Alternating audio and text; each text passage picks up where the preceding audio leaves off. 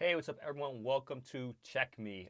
Today, we're going to cover the Philadelphia Eagles game versus Tampa Bay Buccaneers. We're going to talk about just some things I saw, some things that I don't think we should be necessarily concerned about, but why everybody's going crazy. The first thing I want to say, everyone, is just calm down. Once again, we're starting off the new year with new season with concerns over our offense, how they're performing, etc. The fact that we're winning games and we have another offensive coordinator, like it is impressive. And I say it because we're getting everybody's best punch. Everybody's best punch is what we're getting. Everybody's best, how can I say this? Effort because we're the Super Bowl champs, right? So every week for everyone else is a Super Bowl game for them because they get a chance to be a Super Bowl champs. But for us, we get to be good every week. And if you look at our schedule, we played the Cowboys, the Chiefs, the Rams, and the Buccaneers.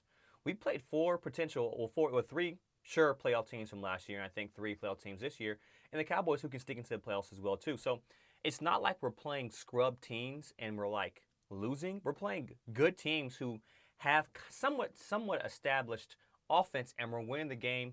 We're finding ways to win. The Rams game, we had that game in control, and then offensive coordinator just forgot how to play football. Forgot to coach halfway through the game.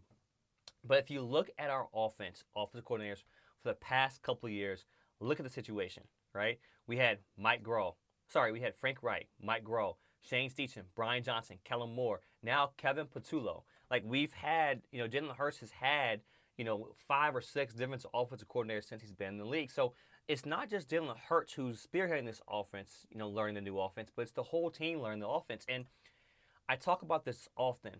Being a play caller in the NFL does not happen overnight, right? You can have a great immersive playbook that's built in with explosive plays, plays that get guys open, that work against the right defense. But knowing when to call it, knowing when to outsmart, knowing when to call the right play against the right defense happens over time.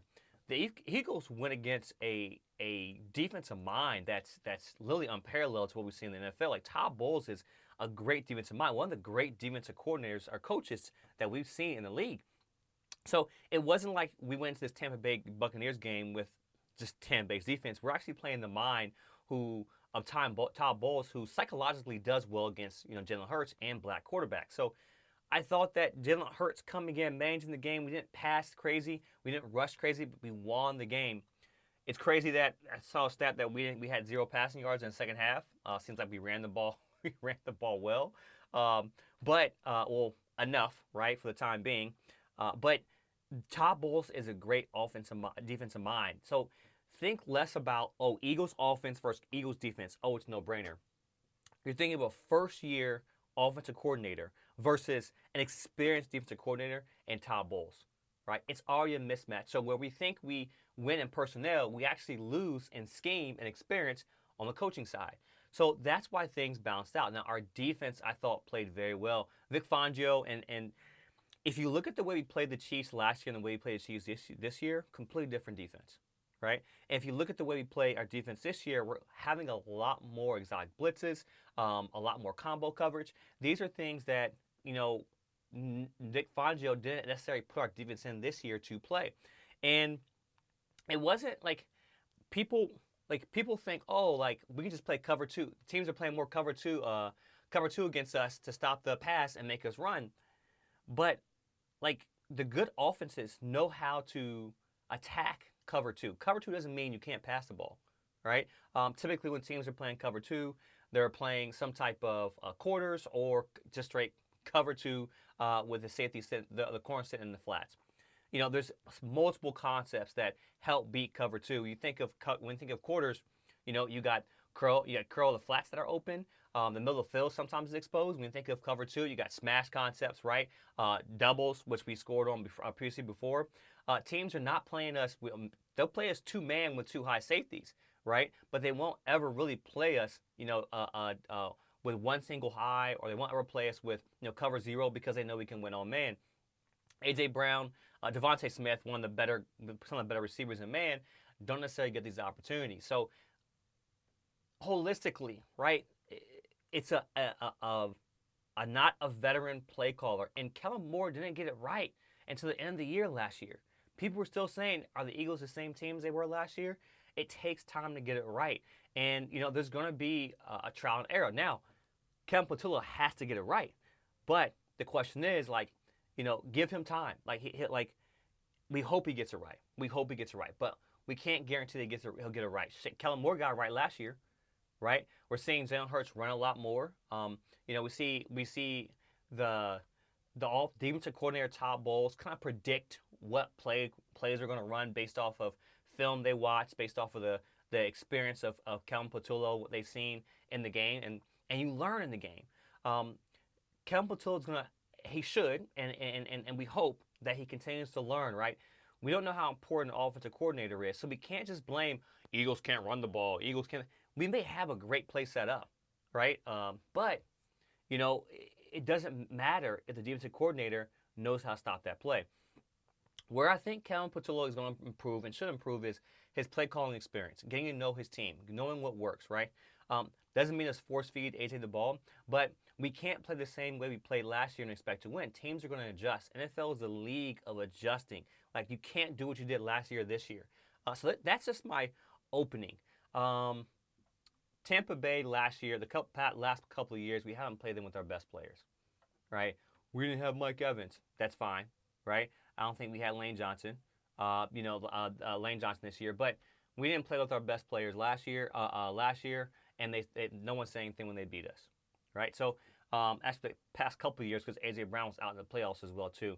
We have our full strength, and outside of the first half, because the first half it was 24-6 going into halftime, and I felt that there are times I feel like and outside of those big plays, let's get it straight. A scramble drill and the huge pass to Bucky Irving and the long pass to Emeka Ibuka. Outside of that, what did Tampa Bay really do? They got those big explosive plays in the second half. Outside of that, they really didn't drive down the field and just beat us, right? So our defense, once again, I felt played outside of the big play mental errors. Both plays came in scramble. These weren't set plays. They beat us out of straight coverage. They both came in scramble. So the Eagles got beat on big plays, not from design of the offense, but from improvisation of the team, right? So that means us working on our scramble drill is going to be important against because what happened with the Buccaneers. So I go on and say the Eagles defense is okay. Outside those big plays, what did Tampa Bay really do? If I look at the team stats, and look at where is it? The passing, outside those big plays, it wasn't really anything really impressive. Those two passes really accounted for a third of their passing yards. We picked Baker off. I think we picked Baker off twice. They got us for one. We picked Baker off twice. We didn't turn the ball over. Jalen Hurts is being efficient as he can. The main thing is being efficient. So that's the thing. We're being efficient. We're doing the right things. Now, I go on and say this as well, too. How can I say this? How can I rephrase this? Hold on. Let me close this door here.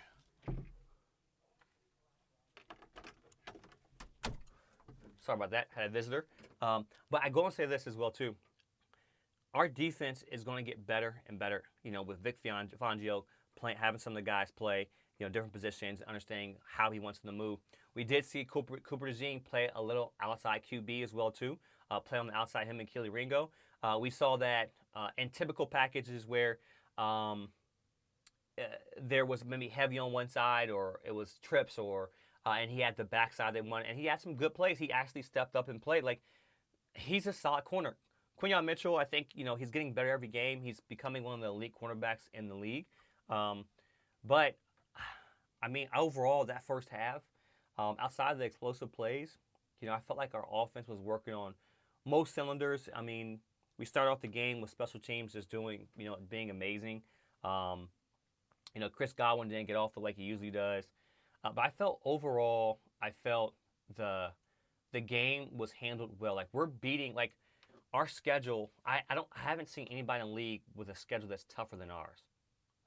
We played the Rams, we played the Buccaneers, we played the Chiefs, we played the Cowboys, right? A division game to start off, right?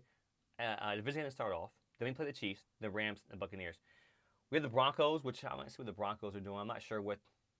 To be honest with you, I'm not like saying like the Broncos are